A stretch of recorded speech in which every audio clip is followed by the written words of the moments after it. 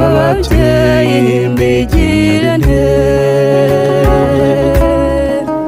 amarira aratemba abakobwa ntawumuza ngayo kw'isi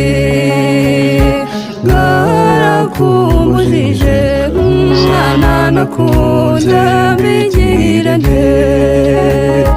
ngayo kw'isi